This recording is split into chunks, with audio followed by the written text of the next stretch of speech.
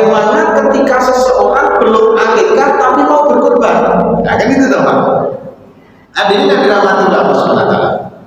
Hukum akikah itu sama, sunnah muakkadah. Hukum berkorban juga sama, sunnah muakkadah. Jika mempunyai dua hukum seperti ini yang sama kedudukannya, tengok lima maslahati, aktsarul lima maslahatiha.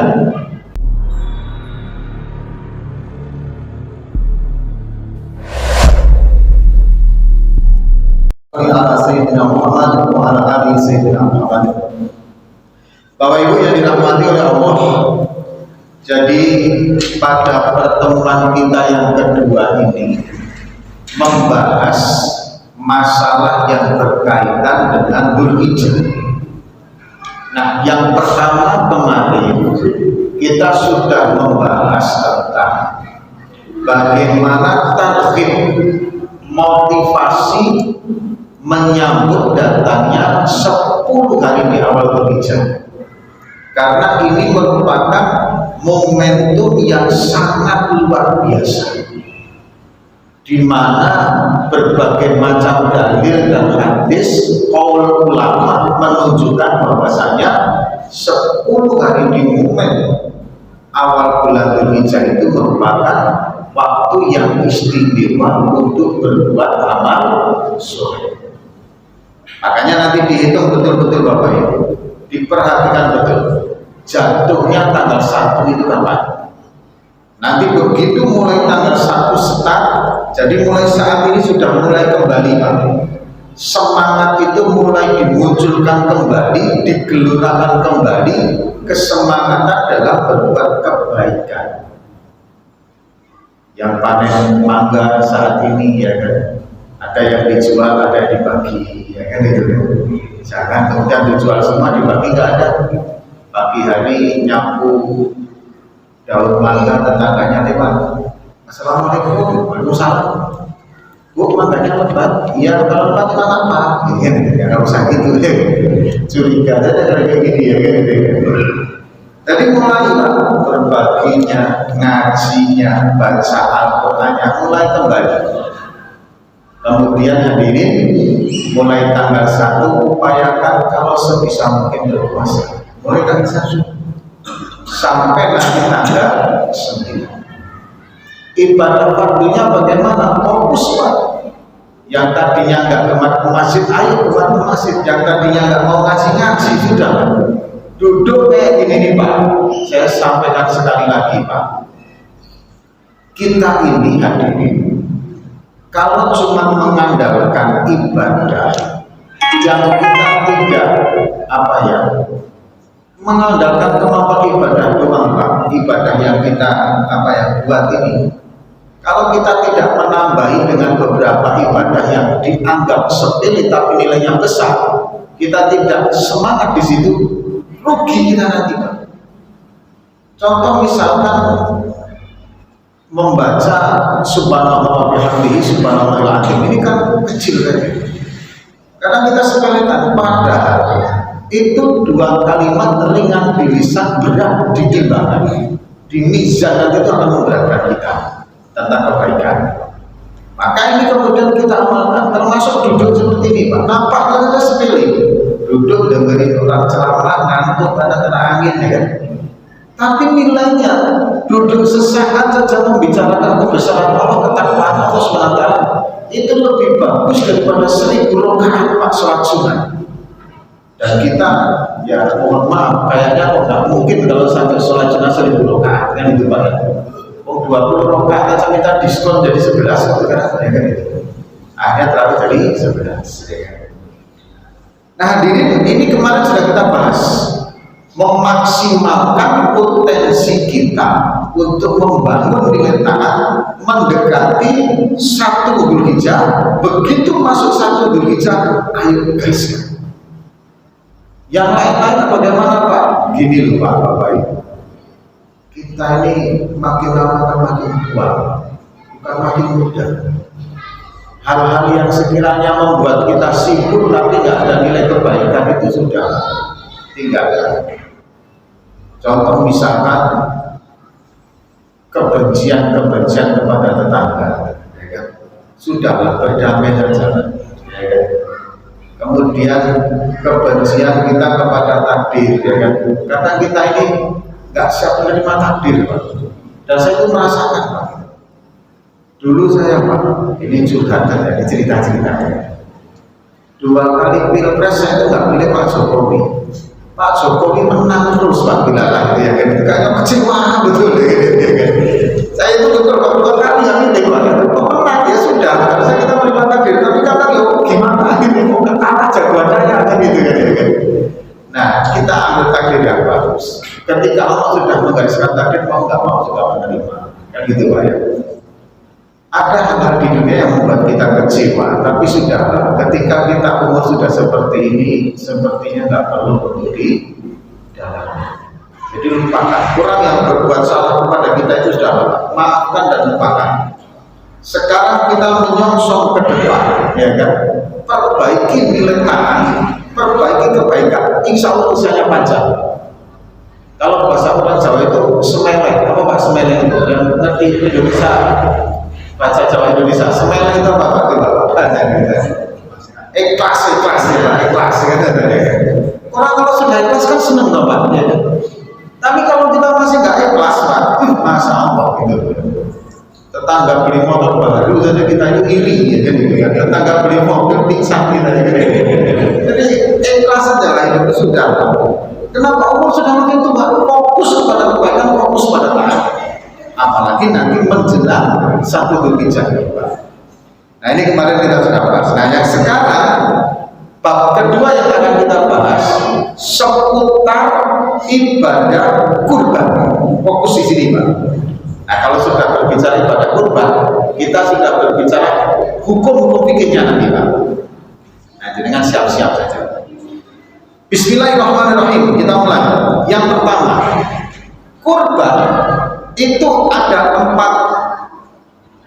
sektor yang harus kita cermati. Yang pertama hadirin adalah prosesi kurban itu sendiri, baik yang menyembelih, hewannya, dan pembagiannya. Yang kedua, orang yang berkurban. Yang ketiga, panitia kurban. Yang keempat, orang yang menerima daging kurban. Nah ini Pak, 3 sektor ini nanti kita bahas. Hadirin yang pertama, kedudukan dulu Pak. Orang yang menjadi panitia kurban, ini Pak diingat-ingat. Orang yang menjadi panitia penyelenggaraan prosesi kurban itu bukan yang berkurban, bukan pemilik hewannya. Dia hanya sebatas wakil yang menjalankan prosesi daripada kurban tadi, hanya menjalankan saja, menyembelih, kemudian memotong, membagi dan sebagainya. Sementara hukumnya tetap mengena kepada yang berkurban, baik keuntungan, keutamaan dan sebagainya. Tapi apakah ini ada pahala? Ada juga pahalanya. Nah, nanti kita sambung. Kita mulai dari prosesi kurban dulu Pak. Yang pertama, hukum berkurban hari ini itu ikhtilaf, berbeda-beda Pak. Masya Allah. Kalau saya sudah membicarakan masalah perbedaan hukum itu Pak, ya Allah luar biasa. Nggak perlu kita ini apa ya, kekeh ngotot dengan yang kita pegang. Ternyata hukumnya itu banyak. Nah hukum berkorban dalilnya dulu Pak, itu kalimat fasolini robbika, maka sholatlah kalian, sembahlah Allah, sujudlah Allah, dan sembelihlah hewan kurban. Dari kalimat ini Pak, fasoli ini kalimat perintah untuk sholat, menyembelih hewan kurban perintah juga dari Allah SWT. Maka karena sama-sama perintah ini hadirin yang dirahmati Allah, muncul nanti berbagai macam perbedaan hukum.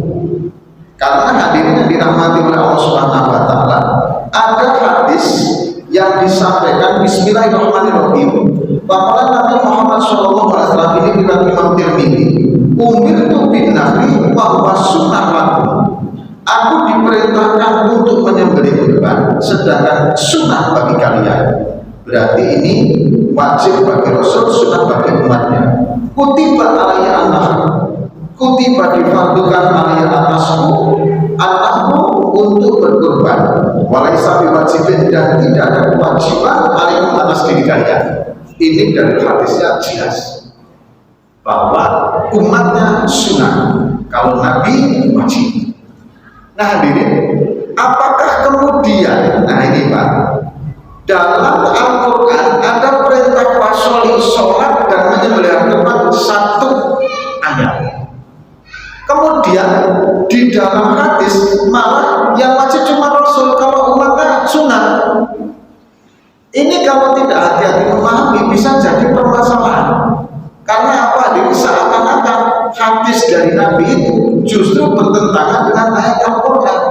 Allah memerintahkan, Nabi malah menyunahkan, Anda tidak wajib. Nah kan gitu Pak ya. Nah hadirin, maka dari kesimpulan ini Pak, begini. Dalam mazhab Syafi'iyah, sunnah muakkadah bagi orang yang mampu. Semuanya Pak ini. Bagi orang yang mampu, maka menurut mazhab Syafi'iyah itu sunnah muakkadah, sunnah yang dikuatkan. Namun hadirin yang dirahmati oleh Allah Subhanahu wa taala, menurut Imam Malik rahimahullah taala, justru wujubiha, wajib bagi orang yang mampu berkorban. Loh kenapa? Rasul kan menyatakan bahwa sunnah bagi aku, wajib bagi kalian sunnah, tidak wajib bagi kalian tidak wajib. Kenapa Imam Malik mewajibkan? Ada hadis sahih lainnya yang berkaitan dengan berkorban. Barang siapa mampu berkorban, tapi kok nggak mau berkorban, mati saja sekarang Nasrani atau Yahudi. Barang siapa mampu berkorban tapi nggak mau berkorban, jangan dekati masjid-masjidku. Maka mereka ini menurut mazhab Imam Malik wajib bagi yang mampu. Menurut mazhab Hanafi beda lagi Pak. Mazhab Hanafi hukumnya adalah wajib bagi orang yang mukim dan tinggal pada saat itu di desanya. Dia mampu mukim tinggal di situ Pak, pas datang hari nahar, maka dia wajib berkorban. Tapi kalau dia meskipun mampu tapi pas tidak bertempat tinggal di tempat tinggalnya, maka belum wajib. Ini menurut Imam Hanafi. Nah, karena kita tadi di awal dulu bahwa kita bermadzhab Syafi'iyah, maka hadirin hukum berkorban adalah sunnah muakkadah, sunnah yang sangat dikuatkan. Nah hadirin, dari dalil ini muncul pertanyaan sekarang, bagaimana ketika seseorang belum akikah tapi mau berkorban? Nah kan itu Pak. Hadirin yang dirahmati Allah Subhanahu wa taala, hukum akikah itu sama, sunnah muakkadah. Hukum berkorban juga sama, sunnah muakkadah. Jika mempunyai dua hukum seperti ini yang sama kedudukannya, tengok limaslahati, aktsarul limaslahatiha. Tengok lebih banyak mana kemaslahatan kebaikannya. Kalau ternyata Bapak di situ melihat ada kebaikan akikahnya lebih banyak, maka jenengan akikah dulu. Contoh misalkan begini Pak, dalam satu tempat itu ibadah kurban itu tidak pernah mengambil untuk yang dimasak karena alasannya harus dibagi mentah. Maka kemudian Bapak belum berkorban dan juga belum berakikah. Bapak menilai ini kasihan kalau nggak sampai makan. Ya sudahlah, milik saya nggak usah berkorban, tapi akikah biar dimasak semuanya sehingga biar makan semuanya.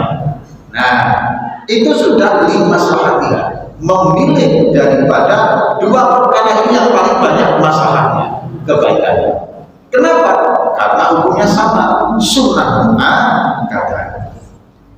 Ada juga yang berpendapat begini, ya kita dahulukan akikah dulu lah. Kenapa? Karena harusnya akikah itu dulu 7 hari pada waktu setelah kita lahir. Tapi karena mungkin faktor ekonomi sampai sekarang belum mampu, ya kalau mampu akikah dulu. Oh jatuhnya kesunahan itu duluan akikah daripada kurban. Ya monggo jadi nggak ambil, nggak apa-apa. Karena dalil dasarnya kekuatan hukumnya sama, yaitu sunnah muakkadah. Nah kemudian hadirin yang dirahmati Allah, bagaimana berkorban? Nah ini sudah masalah hukum yang kita lanjutkan. Bagaimana berkorban untuk yang meninggal dunia? Nah ini Pak, tanyakan Pak, yang berkorban atas nama orang yang sudah meninggal dunia, ada nggak di sini yang tahu ini? Ada nggak? Kalau ada ya tidak, sama saja. Sekarang bagaimana hukumnya? Bismillahirrahmanirrahim. Walau yang juzu anil mayyit ala as-sahih. Justru dalam mazhab Syafi'iyah menurut kaul pendapat yang asal. Jadi kalau pendapat itu begini Pak, kalau ada ikhtilaf perbedaan pendapat di kalangan para alim ulama, kita ambil pertama kali pendapat yang asal, yang paling sahih. Tapi di atasnya ada, yaitu kesepakatan ulama. Yang jumhur ulama memilih kemana, nah itu yang diambil dulu. Kemudian kalau asal, kemudian kalau rojeh, baru ikhtilaf perbedaan kecil-kecil pendapat para ulama-ulama yang 1212 minoritas, tapi tetap bisa dipakai semua. Nah begini hadirin, dalam mazhab Syafi'iyah itu justru mayoritas ulama, bahkan termasuk Imam Syafi'i, kemarin sudah saya sampaikan. Jadi dalam ulama-ulama itu Pak, saking banyaknya alim ulama ini Pak, Imam Syafi'i, Imam Malik, Imam Hambali, Imam Hanafi itu mujtahid mutlak, istimbatnya langsung kepada Al-Quran dan hadis. Nah di bawahnya itu ada ulama mujtahid madzhab, masih ingat kan Pak? Kayak Imam Nawawi, Imam Romli, Imam Ibnu Rif'ah dan sebagainya. Itu mereka mengikut madzhab Syafi'i, tapi mereka juga mengeluarkan argumen pendapat hukum sendiri berdasarkan dari pendapat-pendapat ulama yang lain. Ini namanya mujtahid madzhab. Termasuk yang menyusun kitab Riyadhus Shalihin, termasuk Imam Ghazali sendiri. Itu madzhab. Termasuk Imam Bukhari sendiri, Pak. Itu masih menjadi mujtahid madzhab. Karena Imam Bukhari, Imam Ghazali itu semuanya mengikuti madzhab Imam Syafi'i. Nah, jumhur kebanyakan ulama-ulama madzhab Syafi'i itu malah justru berkorban atas nama orang yang sudah meninggal dunia, ini tidak diperbolehkan. Bahkan malah justru tidak boleh berkorban anil mayit, dari mayit, itu berkali asli.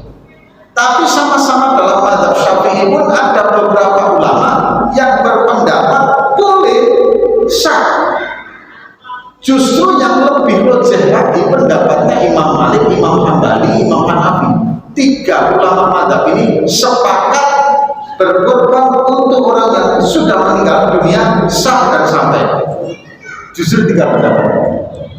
Nah kemudian karena di dalam mazhab Syafi'iyah itu juga ada yang mengesahkan, katakan yang menyampaikan, tapi juga ada yang tidak. Maka hadirin ada perincian.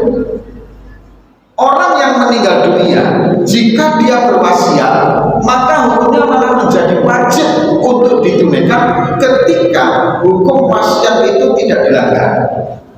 Contoh misalkan begini Pak, wasiat itu kan maksimal 1/3, wasiat itu maksimal 1/3 dari harta waris yang dia tinggal. Di bawah 1/3, di atas 1/3 nggak boleh. Si A mau meninggal, dia punya harta banyak, kemudian dia berwasiat, nanti kalau aku meninggal, bahwa sebagian harta diberikan kambing untuk berkorban.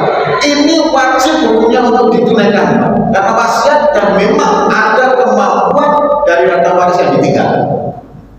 Semua dagingnya disedekahkan semua dagingnya, karena ini adalah korban wasiat. Nah kemudian yang ketiga, yang pertama itu terjadi menurut mazhab Syafi'i itu tidak boleh. Yang kedua sama-sama mazhab Syafi'i, tapi jika ada wasiat dari orang yang meninggal tadi, hukumnya malah menjadi wajib untuk menunaikan ketika memang kemampuan hartanya mencukupi. Nah hadirin yang dirahmati Allah Subhanahu wa taala, yang ketiga, bagaimana jika tidak ada wasiat dari yang meninggal? Yang 3 mazhab tadi hadirin sepakat sah semua. Sebagian ulama dalam mazhab Syafi'i mengesahkan, sebagian tidak mengesahkan. Nah makanya bagaimana kalau seperti ini Pak Ustaz, ya memilih, kita boleh pilih lebih gitu Pak, gitu. Karena di mazhab Syafi'i bisa, ya sudah kami memilih yang sah, yang nyampe. Tapi Tapi besok kalau ada yang membicarakan, nggak sampai ya wis kok biar dia sendiri yang memilihnya. Nggak ada dalilnya. Imam Syafi'i saja gini, ya wis kamu pakai yang itu tanpa harus menyalahkan yang memakai. Karena kok diteliti apapun sepakat bahwa para alim ulama terjadi perbedaan pendapat seperti itu. Kalau Pak Ustadz sendiri bagaimana? Wah, saya yakin sampai Pak. Saya sudah membuktikan Pak. 2-3 tahun yang lalu saya ini kurban untuk bapak saya meninggal. Alhamdulillah saya habis kurban nggak ada yang balik sedikit pun. Ada yang sampai sampai. Kalau nggak sampai beli jauh deh, kita nggak dibalikan lagi. Sampai sekarang nggak balik. Wah, tetangganya besok beli lagi ya besar kalau ya masih apa sampai. Jadi seperti itu Pak, ya kan? Lanjut sekarang. Nah, ini sudah mulai hukumnya. Kemudian hadirin yang dirahmati oleh Allah SWT tentang penyembelihan. Nah, ini Pak. Ini polemik lagi Pak. Ya kan? Oh, tunggu dulu. Nah, ini Pak. Orang yang berkorban naga, maka dia tidak boleh sedikit pun memakan daging korbannya. Justru harus disedekahkan semuanya. Karena dia korban naga. Tapi kalau korban sunnah bagaimana? Nah, nanti Pak, saya jelaskan semuanya. Pokoknya jenengan malam ini ngasih gak rugi lah kalau mau jadi panitia korban. Karena nanti paham semuanya. Nah, ini dari rahmati Allah. Sekarang hewan korban. Hewan korban itu yang diperbolehkan hadirin yang dirahmati Allah. Kambing, unta, sapi. Ada yang mengatakan lembu, bakor itu. Ada yang mengatakan sapi, kalau orang tempat lain namanya lembu. Kalau saya itu antara sapi dan lembu itu sama aja Pak, ya. Kecuali kerbau, kan gitu Pak ya. Kalau kerbau berbeda. Tapi ada orang mengatakan korbannya apa? Lembu Pak. Bahasa dalam kampung saya itu antara sapi dan lembu itu sama. Sapi ya itu, lembu ya itu. Tapi kalau sudah kerbau beda gitu. Nah itu tapi malam ya kalau ada beda. Katanya yang lembu itu yang agak gede gitu ya, yang sapi itu yang biasa. Nah, itu kan jenisnya saja. Tapi kalau kelas ini jenis bagaimana kan sama gitu. Untuk yang ada domba, ada kambing. Kalau baru jawab pedes kacang ya gitu kan. Kalau domba itu cuma 1 tahun Pak. 1 tahun naik sudah bisa buat korban. Domba biri-biri kan besar. Tapi kalau kambing kita di tempat kita Pak, umurnya 2 tahun ke atas atau gigi depannya sudah tanggal. Kalau sapi 2 tahun ke atas, unta 5 tahun ke atas, itu dari segi hewannya tidak boleh buta, tidak boleh pincang, tidak boleh sakit, tidak boleh kurus. Matanya mulai sebelah juga nggak boleh, telinganya hilang sebelah juga nggak boleh. Tapi kalau tanduknya hilang sebelah masih boleh Pak. Kalau kemudian tanduknya itu puntul Pak, boleh Pak. Tanduknya pecah, boleh Pak. Tapi kalau sudah cacat hewannya, nggak boleh Pak. Binatang hamil dijadikan korban bagaimana? Boleh, sah. Tapi nggak mengesahkan. Ada yang mengesahkan. Dan yang di dalam kandungan ketika keluar mati karena induknya disembelih, maka hukumnya tetap sah. Allah karena matinya dia disebabkan karena sembelihannya. Tapi kalau keluar kemudian mau disembelih lagi, ya boleh lagi. Gitu loh Pak ya. Kemudian hadirin yang dirahmati oleh Allah Subhanahu wa taala. Untuk yang berkaitan dengan cacat tadi, bagaimana kalau kudis? Jadi begini Pak. Kalau cuma jadi gini, kurban itu identik dengan dagingnya, gitu loh Pak, dengan dagingnya. Maka kalau ada agak kurus-kurus sedikit itu masih bisa dimaklumi. Tapi kalau sudah tulang susunya itu nampak, tulang rusuknya nampak, itu nggak bisa. Tapi ekornya putus pun juga sama, nggak bisa dijadikan korban. Atau kakinya patah karena pada saat proses penyembelihan batal, nggak bisa jadi korban. Nah ini panitia ini, kok sampean menidurkan apa? Itu hewan sapi atau jenengan kasih pala diinjak patah kakinya, ganti sampean panitia. karena hewannya sudah nggak bisa lagi dijadikan korban karena kata kakinya, gitu loh. Nah ini hadirin yang dirahmati Allah SWT, saya bacakan ini Pak, kacamatanya ini agak ini Pak. Bismillahirrahmanirrahim. Lawan kasal rijli syadun papadirin ilan tadkhiyati biha fa'inahan ladunsi. Apabila kakinya patah pada saat proses penyembelihan, maka tidak mencukupi untuk dijadikan hewan kurban. Tapi kalau cuma terboleh sedikit nggak apa-apa, luka-luka sedikit nggak apa-apa, karena tidak mempengaruhi terhadap kecacatan dari hewan itu. Nah hadirin dan rahmatullah, kalau kurus bagaimana? Kalau kurus masih bisa dimaklumi, bisa secara umum, secara umum. Jadi secara umum itu begini Pak, orang itu mengatakan gimana nih? Wah kurus ya, tapi boleh lah. Nah bisa ya gitu. Ukurannya gemuk dan kurusnya itu umum aja gitu. Jadi menurut dia kurus nggak boleh, tapi kebanyakan ya kurus sih, tapi oke lah daripada nggak ada. Nanti ya sudah, datang aja nggak apa-apa, cukup gitu ya kan. Ini yang berkaitan dengan bentuk daripada. Tapi intinya adalah bentuk. Sementara jantan dan betinanya itu nggak dipengaruhi Pak. Bismillahirrahmanirrahim. Wa'am dan ketahuilah annahu fil izzati bainal unsa wa dzakar. Sebenarnya tidak dipermasalahkan hewan kurban itu laki-laki atau jantan atau betina, karena masalah. Mau betina boleh, mau jantan boleh. Cuman lebih mustahab, lebih disarankan, lebih sunnah lah istilahnya. Itu justru yang jantan. Kenapa? Dagingnya lebih enak dari perempuan. Daging sapi ya. Kalau daging kita yang beda ya. Nah ini adalah Allah Subhanahu Wa Taala. Ini yang berkaitan dengan daging. Jadi kalau ada orang datang membawa sapi betina, sah nggak Pak? Sah. Orang datang membawa kambing betina, sah nggak Pak? Sah. Gitu loh.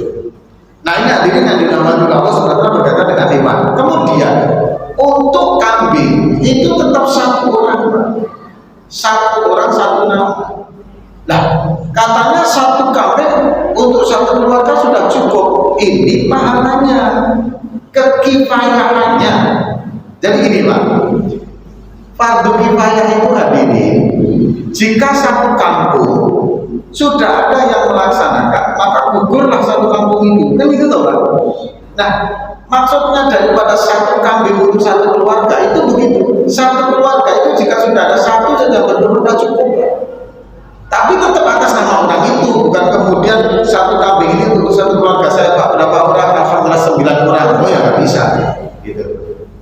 Kalau yang berkorban tetap atas namanya satu orang, tapi secara pahalanya insya Allah sudah mencukupi satu keluarga itu pahalanya. Nah kemudian untuk satu sapi itu tetap 7 orang. Untuk unta 7 orang. Lebih afdol mana antara kambing dengan sapi? Nah, kan itu Pak. Kalau dilihat dari sejarahnya, Rasulullah SAW itu kebanyakan berkorban dengan kambing Pak, dengan kambing. Maka kalau di Arab sana Pak, itu lebih banyak kambing daripada sapi yang disembelih itu Pak.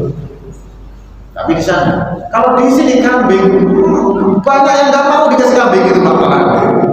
Katanya darah tinggi lah, kolesterol lah. Besok kalau di sini nggak ada yang mau, telepon saya itu jangan jual. Siap saya. Makan tinggal makan, jangan usah takut-takut Pak. Udah tua kan ya Pak. Gini Pak, kita ini sudah tua. Bapak pengen makan, nikmati aja, penting apa Pak. Sebelum nanti dilarang semua, gitu. Itu nanti kalau sudah minum manis sedikit nggak boleh kemana-mana bawa gula sabu, gitu.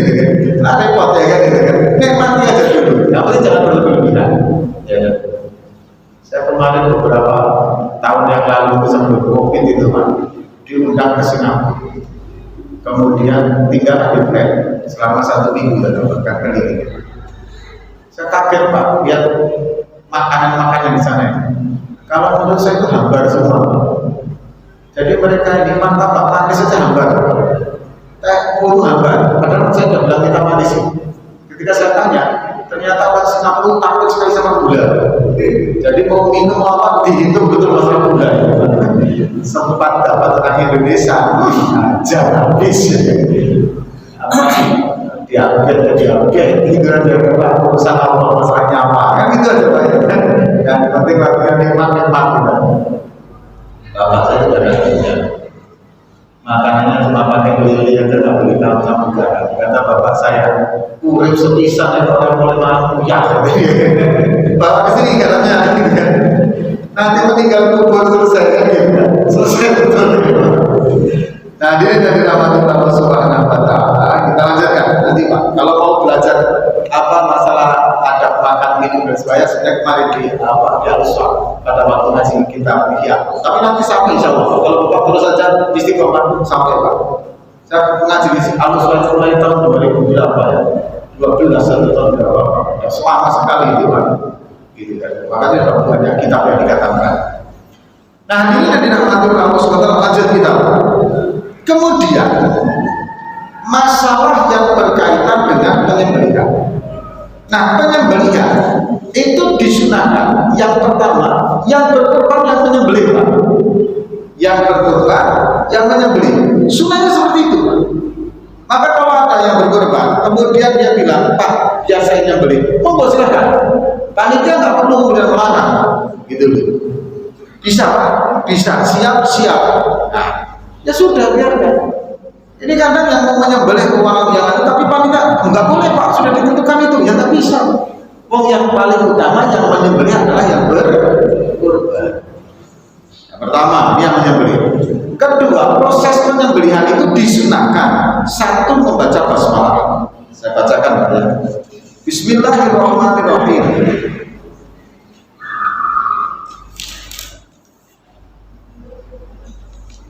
Kemudian, nah di sini Pak.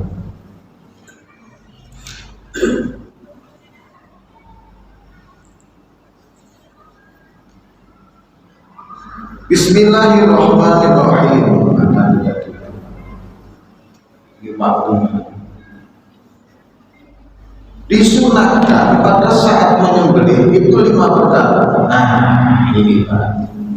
Wa yustahabu dan disunahkan inna dzabhi ketika menyembelih khamsata asya 5 perkara. Yang pertama, tasmiyatu membaca basmalah, wassalatu dan membaca sholawat ala Nabi atas Nabi Muhammad SAW, wa istiqbalul qiblat dan menghadap qiblat. Kemudian bidzabihani pada waktu menyembelih. Kemudian watak diri dan membaca takbir, wa doa dan doa bil qabul dengan doa qabul penerimaan. Doanya Allahumma hadza minka wa ilaika wa taqabbal minna atau min. Kalau mau dijelaskan nanti minnya itu sebutkan nama apa? Allahumma hadza minka wa ilaika wa taqabbal min, sebutkan nama-namanya. Misalkan Bapak yang menyembelih nih, ya kan Pak Haji yang menyembelih. Kemudian ketika habis menyembelih kan berdoa, Allahumma inna hadza minka, ya Allah sesungguhnya ini darimu, wa ilaika dan untukmu ya Allah, wa taqabbal min dan terimalah kurban dari sebut nama A, B, C, D, E sampai 7. Gitu loh Pak. Yang pertama membaca basmalah, membaca sholawat, menghadap kiblat, kemudian bertakbir, kemudian mendoakan itu. 5 kesunahan bagi orang yang menyembelih kurban. Nah, menghadap kiblatnya bagaimana Pak? Jadi hadirin yang dirahmati Allah, boleh posisinya yang penting menghadap kiblat. Jadi kepalanya ini boleh di sebelah kiri, kemudian kakinya di sebelah utara menghadap kiblat. Tapi kalau mau ditasabuhkan, mau disamakan atau dikiaskan, disesuaikan dengan orang yang meninggal dunia ketika di pemakaman menghadap kepalanya sebelah utara, sah saja. Jadi yang menyembelih megang begini, kakinya didekatkan kepada hewan kurbannya. Habis itu kemudian apa ini senjatanya ini kemudian diulangkan ke apa? Ke ininya, ke hewannya. Kurang lebih sunahnya seperti itu, Pak. Nah, kemudian hadirin yang dirahmati Allah, apakah membaca basmalah wajib? Kenapa kok disunahkan? Sunnah, Pak. Tidak wajib. Jadi asal dengan Islam itu menyembelih nggak pakai basmalah nggak apa-apa.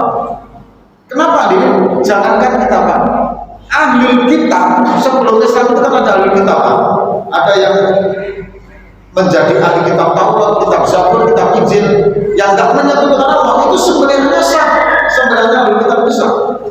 Maka sembilan kita tanpa basmalah sebenarnya sah. Nah, tapi kalau Bapak menyembelih kenapa itu basmalah geger, kan gitu.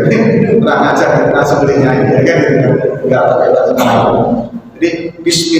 Kemudian ada sebenarnya yang wajib itu dua saja, antara tulang tenggorokan, rongga nafas dan rongga ini Pak, rongga nafas dan rongga makan terpotong sebenarnya sudah cukup. Tapi lebih cukup lagi kalau rongga darahnya juga terpotong. Jadi ada urat di sini darah 3. Jadi urat makanan, kemudian fulpum, kemudian makai, urat napas, kemudian urat darah. Potong semuanya. Gitu. Nah, ketika senjata yang buat motong itu terangkat, apakah boleh dipotong lagi? Sebenarnya boleh Pak, tapi jangan main-main. Maksudnya gini, misalkan gini Pak, Bapak potong sapi ya kan, kemudian lari lagi sapinya itu Pak, kan ada ya, atau potong ayam kemudian ayamnya lari, nggak lari. Anda boleh menangkap lagi kemudian menyembelih lagi, boleh itu, nggak jadi bangkai. Yang bahaya itu cara menyembelihnya, ketika sudah menyembelih, Bapak angkat, ini udah putus belumnya, oh belum, gilikan lagi, oh belum lagi, diginikan lagi, ini main-main, ini nggak boleh kayak gitu. Nah, metode motong itu ada dua Pak. Ada yang ditarik begini, ada yang didorong. Ini bukan berarti yang ditarik lebih ahli, yang dorong kurang ahli, enggak begitu konsep. Ukurannya itu bukan strategi atau teknis cara memotongnya, bukan. Ukurannya itu adalah dia terpotong sempurna. Ukurannya di situ. Boleh dengan begini, set boleh, tapi boleh begini juga boleh. Jadi tergantung masing-masing keahlian dan kebiasaannya memotong. Nah kemudian yang ini yang Allah Subhanahu wa taala, apakah perlu yang motong itu orang yang paling soleh dan yang paling alim dan yang paling ini hanya pandangan umum saja, asal muslim sah semuanya.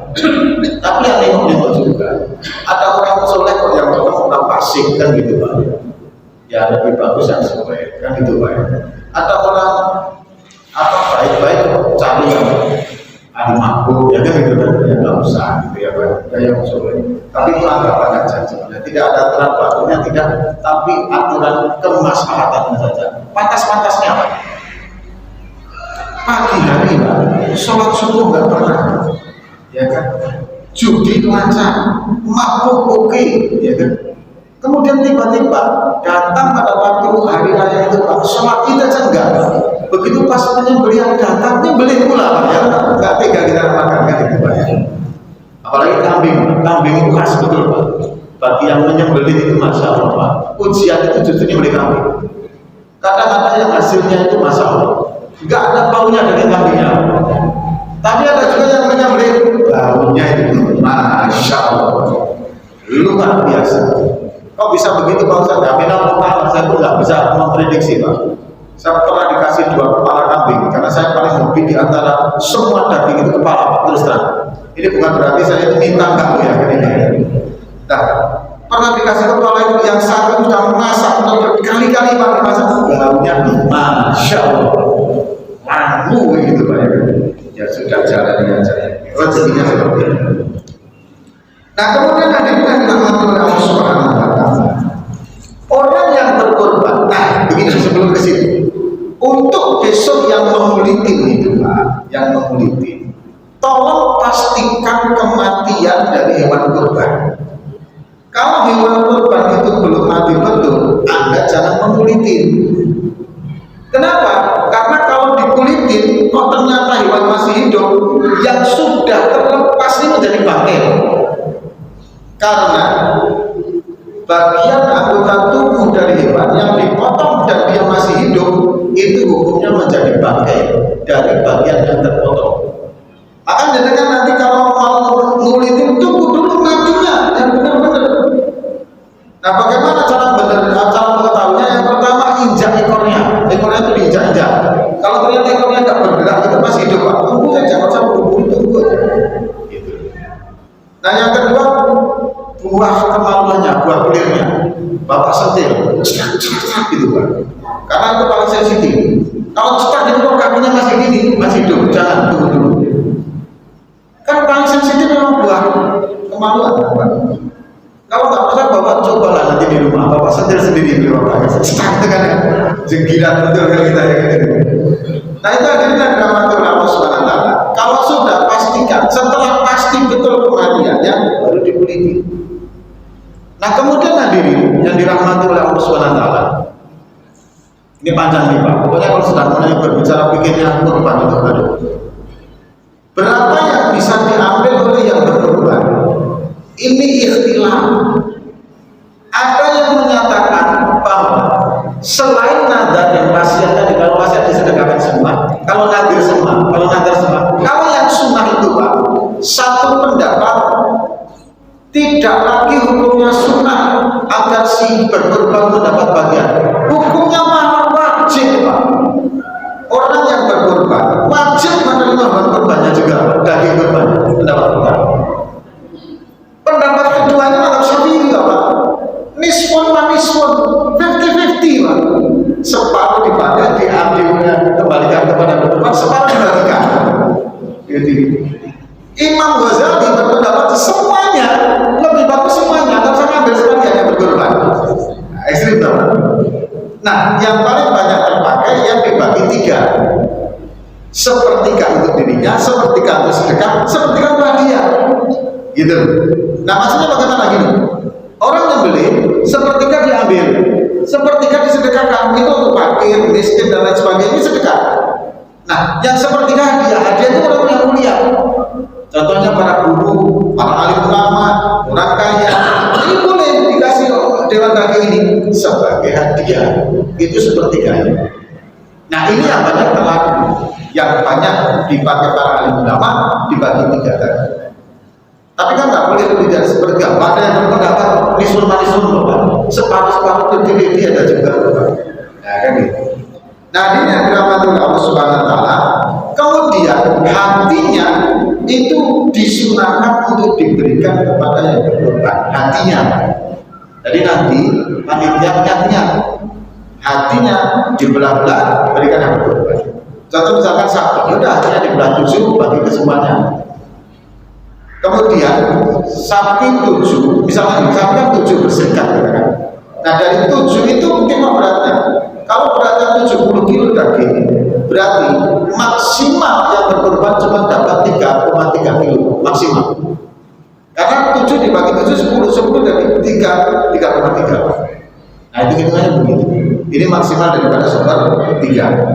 Nah kemudian hadirin yang dirahmati oleh Allah, panitia baik yang memotong, ngulitin, yang membagi, boleh nggak dikasih upah daging hewan kurban?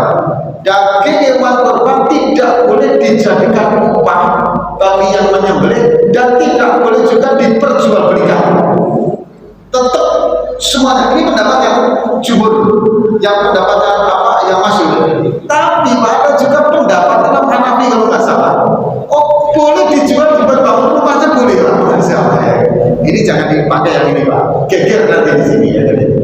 Ini hanya untuk tentang sama diri. Mazhab Syafi'i. Tai ayam itu najis nggak Pak? Najis kan? Tapi Imam Kofal, ini mazhab Syafi'i berpendapat tai ayam itu nggak najis. Kotoran dari hewan binatang yang bisa dimakan dagingnya itu nggak najis Pak. Maka dari pendapat Imam Kofal itu ya udah nggak apa-apa dari kandang sapi atau dari kandang apa ayam langsung masuk ke masjid tidak masalah.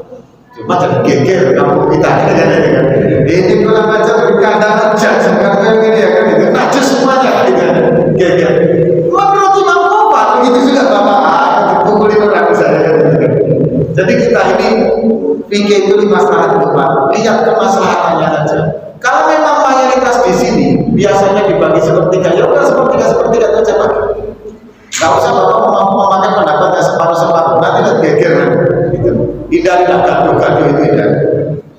Oh, jadi nggak sepertiga, seperempat aja boleh Pak, nggak ada kewajiban. Nah kembali kepada tadi, panitia dan penyembelih tidak boleh dikasih upah dari kurban, tidak boleh. Tapi kalau sepakat dikasih layaknya seperti itu boleh.